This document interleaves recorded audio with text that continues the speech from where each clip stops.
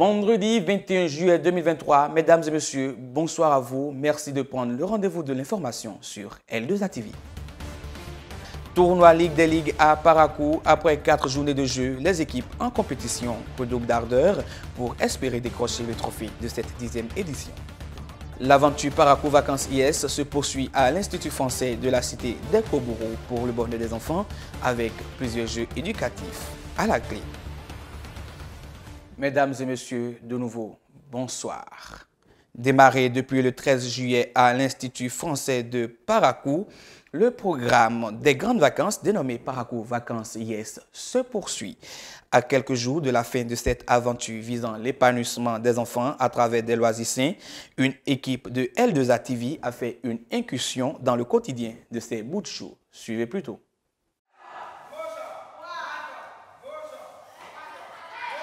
C'est toujours les vacances et ici à l'Institut français de Parakou, les enfants poursuivent le programme dénommé Parakou Vacances IS. Ici, on apprend, on joue, on danse.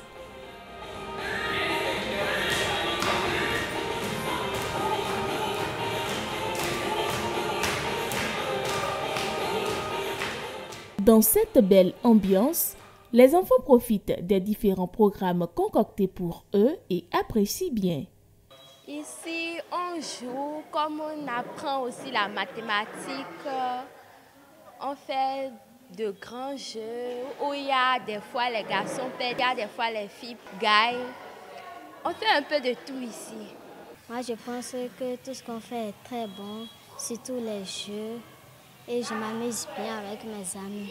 Lorsque nous jouons les jeux et je suis parmi mes camarades, ça me fait plaisir. On est en équipe, on joue bien, ça me fait vraiment beaucoup plaisir. C'est donc à juste titre qu'ils comptent poursuivre l'aventure les éditions prochaines et invitent déjà leur père à les rejoindre. Si on organise l'année prochaine, je vais tout faire puisque mes parents m'inscrivent encore.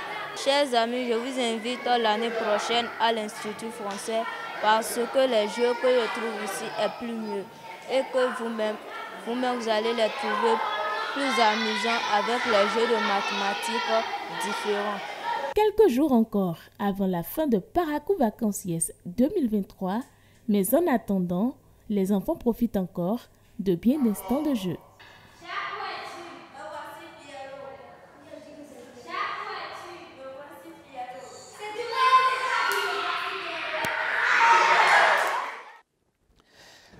Baccalauréat session de juin 2023. Après la première délibération des jurys, les 63,08% de candidats admissibles au plan national ont pris le rendez-vous des centres de composition pour la phase des épreuves sportives et physiques. À Parakou, une équipe de la rédaction est allée faire le constat du déroulement des épreuves. Tôt dans la matinée de ce lundi, les candidats admissibles au baccalauréat session de juin 2023 ont pris d'assaut les différents centres de composition pour la phase des épreuves sportives et physiques. 8 heures et le rassemblement est ordonné par les responsables du centre de composition de Zongo, l'un des 4 centres du Borgo.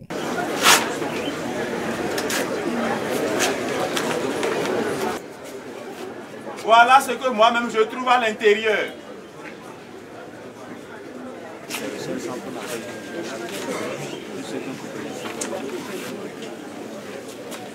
Voilà ce qu'il y a à l'intérieur. Et je lis là-dessus, examen du baccalauréat, session unique de juin 2023.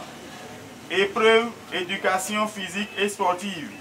Après un contrôle rapide des différents plis, les activités à mener sont dévoilées aux candidats. Pour les séries A, B, C et D, l'heure est au lancer de poids, au trip saut et à la gymnastique au sol. Pendant ce temps, ceux des séries E, F et G seront soumis aux épreuves de vitesse, lancer de poids, saut en hauteur, gymnastique au sol et grimper. À cette annonce, l'assistance entre en ébullition.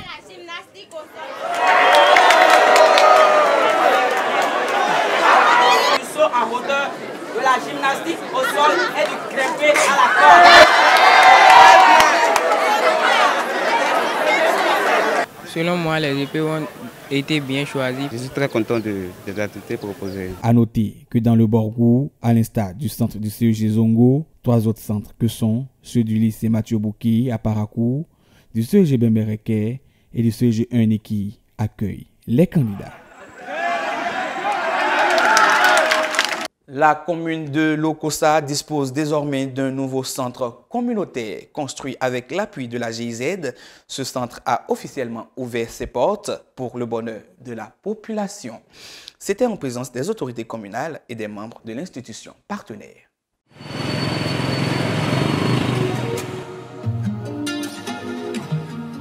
Depuis plusieurs années, la coopération allemande à travers le projet Réforme des finances publiques pour l'atteinte des ODD et le renforcement de la mobilisation des recettes de l'État soutient les réformes des finances publiques au Bénin en fournissant des conseils au niveau national et communal dans 5 domaines, à savoir la réforme budgétaire, la mobilisation des recettes propres, la transparence et la redevabilité, les investissements publics et le suivi de l'agenda 2030. Dans la commune de Lokossa, la GIZ a soutenu notamment la mairie dans la mise en œuvre des politiques de transparence et de redevabilité. Le projet Réforme s'est engagé depuis bientôt 3 ans à accompagner la commune de Lokossa dans l'amélioration de la qualité de sa gouvernance. Son champ d'action 3, dénommé Transparence et redevabilité, œuvre quotidiennement à l'amélioration du dialogue entre les différents acteurs afin d'accroître la transparence et la redevabilité dans l'allocation des fonds communaux.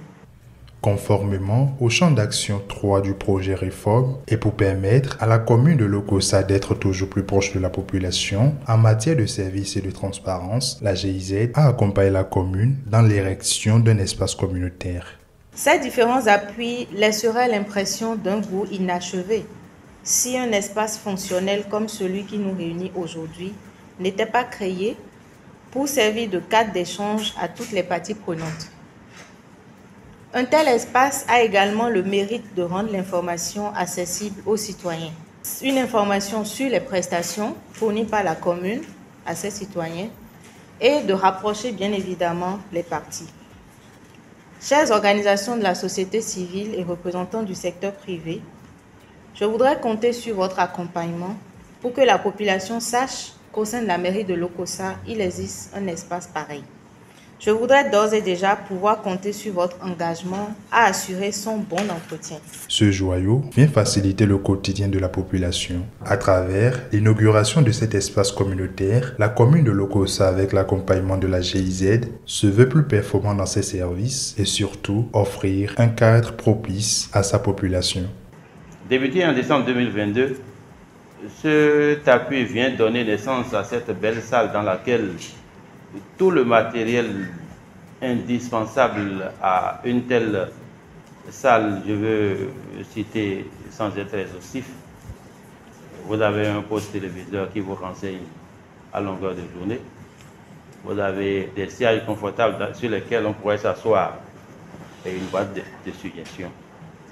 Des kakemonos pour vous informer de ce qui se passe dans la commune. Pour un bon fonctionnement, tout le matériel bien sûr, pour un bon fonctionnement est installé. Le premier responsable de la commune de Lokossa promet un bon usage de cet espace. C'est alors heureux de cette fructueuse collaboration avec vous que nous vous rassurons qu'il sera fait un usage approprié du présent espace. D'un budget total de 16 500 000 €, le projet Réforme soutient la mise en œuvre des cycles budgétaires nationaux et communaux conformément aux principes de bonne gouvernance financière, la performance, la transparence et la redevabilité.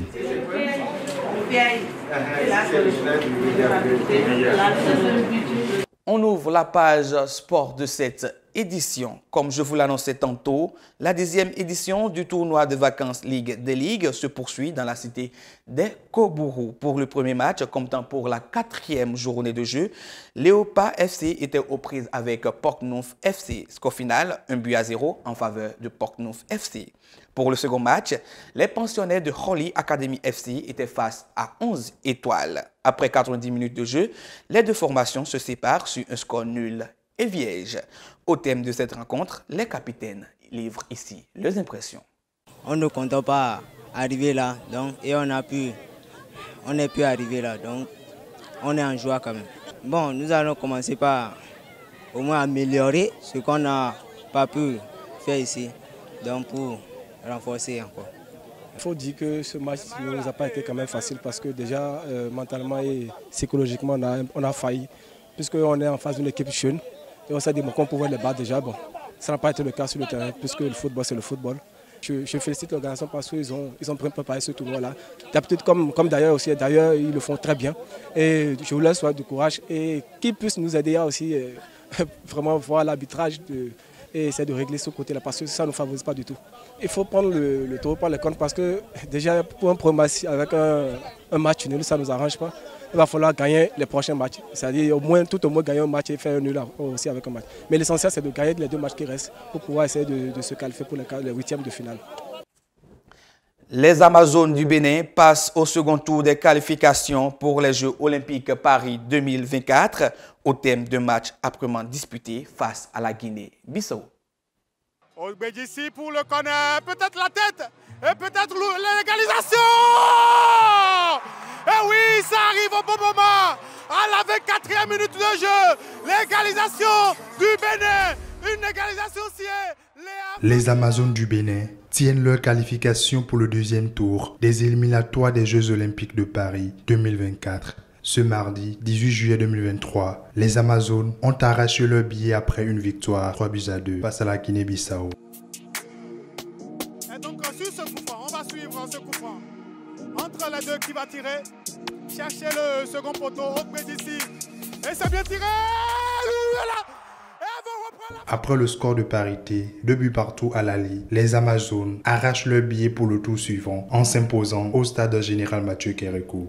Sonné dès l'entame du match par un but très matinal, la sélection olympique du Bénin a trouvé les ressources pour renverser la tendance. Léa Fachina à la 23e minute, Ogbedjissi à la 28e minute et Yolande Nyami à la 38e minute ont été les grandes artisanes de la victoire des Jaunes. La réduction du score à 2 reprises des Licaons dames de la Guinée-Bissau ne va pas empêcher le 11 national dames de filer au prochain tour.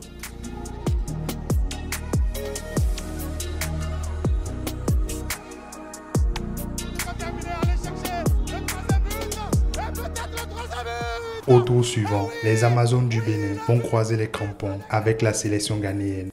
Il faut rappeler que 2 équipes africaines vont participer au tournoi olympique de football de femmes prévu pour se dérouler à Paris en 2025. Les 3 attaquantes côté Amazon ont marqué dans cette rencontre. 3-1 désormais pour le Bénin. Yolande Nyami qui vient donc de marquer.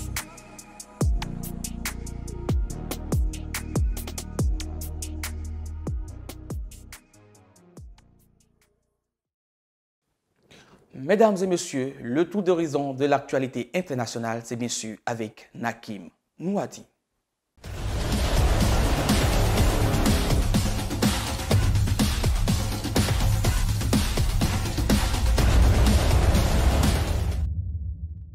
Cette semaine, la France a procédé à un remaniement gouvernemental. Au terme d'un long suspense, l'Élysée a dévoilé ce jeudi la nouvelle équipe gouvernementale de la première ministre Elisabeth Borne. Plusieurs ajustements sont constatés au nombre desquels le départ du ministre de l'Éducation nationale et du secrétaire d'État chargé de l'économie sociale et solidaire. Direction le Kenya où manifestants et forces de l'ordre se sont affrontés à coups de jets de pierre et gaz lacrymogène ce mercredi dans plusieurs villes.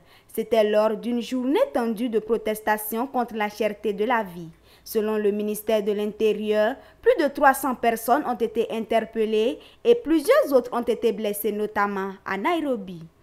Parlons diplomatie, le président nigérien Bola Tinubu, élu le 9 juillet dernier président de la CEDEAO, s'est entretenu mardi à Abuja, au Nigeria, avec des responsables de 3 autres pays de la CEDEAO. Il s'agit notamment du Niger, de la Guinée-Bissau et du Bénin. Les 4 chefs d'État de la Communauté économique des États de l'Afrique de l'Ouest ont discuté des transitions démocratiques et de la sécurité dans la région. Ils y ont notamment évoqué la sécurité au Mali après le retrait de la mission de l'ONU MINUSMA créée en 2013 pour soutenir le pays menacé par la poussée djihadiste.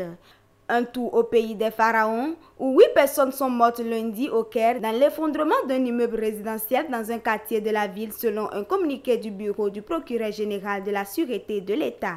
D'après les témoins, l'effondrement a été causé par un résident qui a récemment abattu des murs dans un appartement au premier étage.